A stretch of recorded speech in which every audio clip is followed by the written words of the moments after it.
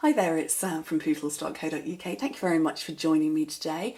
As promised on Monday, I have got a tip video for you today.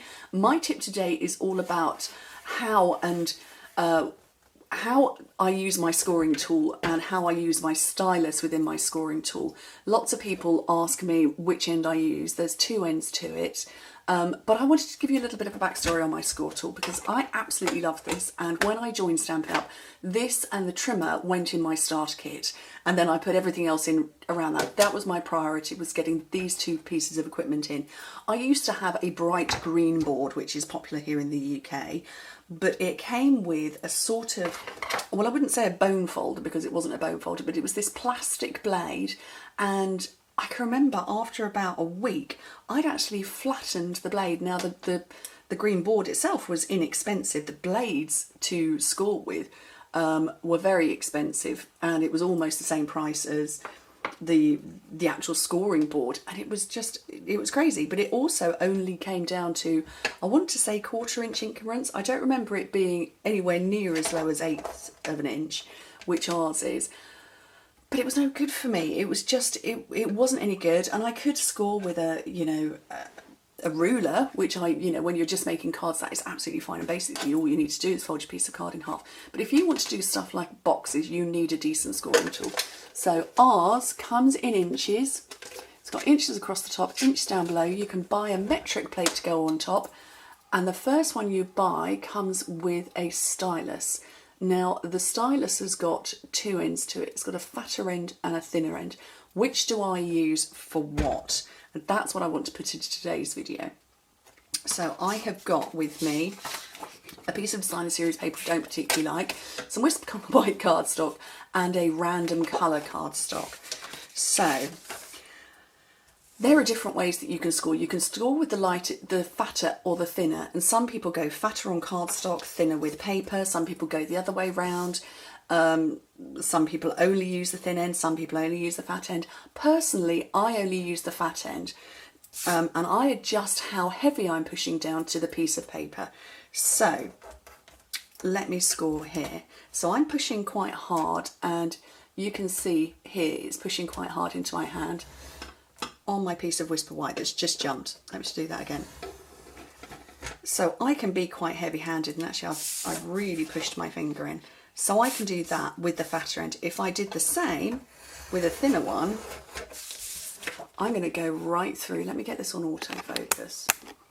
I would be practically going through my piece of cardstock. Can you see the difference there? It's actually beginning to buckle there and there. And oh, autofocus, come back and play. It's not going to work. I'm just trying to show you the end. There we go. It's quite deep. It's too deep. That little valley there that I've scored. So that's my piece of Whisper White. Let me find this piece of cardstock, and I've turned it design series paper that I don't particularly like. I'm going to go with the fatter end, and I'm just going to go with a lighter touch. And the same with the thinner end. You can actually hear the difference, can't you? Now, I haven't got quite the same crack, but I would be reluctant to fold that. Yes, it's beginning to craze there, whereas this one, no, it's not. So I call it crazing. I don't know if there's a technical term, but it's beginning to shred the paper there and there. Let's do the bit of cardstock, the coloured cardstock. Start with the fat, and like I say, quite heavy pressure, and the same pressure with the thin end. You really can hear that difference, and it looks like it's almost wanting to come through. Can you see there and there? This is the back, so you would be folding against that, but that's the inside. Oh, focus, there we go. And it's really rippled that, whereas there we go. That's nice and smooth. That's quite rippled. So that is why I use the fat end, because I work with relatively heavy pressure. Yes, if I went with light pressure, I could. Let me bring that down here next to that one.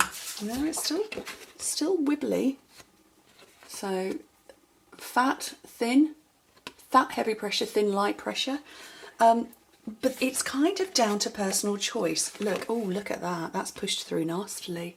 Ooh, Can you see that? So this was the thin one with the same heavy pressure that I use on the fatter one. This one here, not good. So there is no right or wrong, is the point I'm trying to make. There's no right or wrong as to which one you use. It's down to personal choice. I just tend to use the fat end.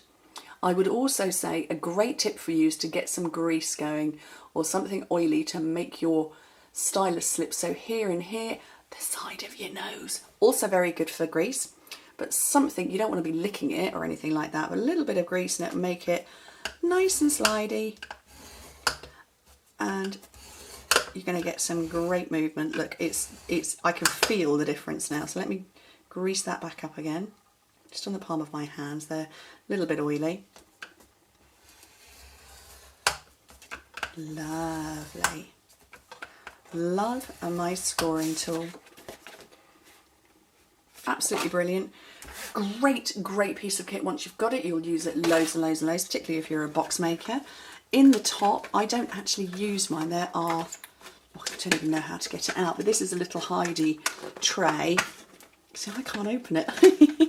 And in there are some place markers, and they just sit in this little bit. Down here at the bottom, that's where your blade goes, your stylus goes. I don't keep mine in there because I actually stand this on its side. Mine just goes in my pen pot to the one side. You've got your vertical inches and you've got your horizontal inches, and you've got a metric plate to go. And I don't know if I can reach mine from here. I can.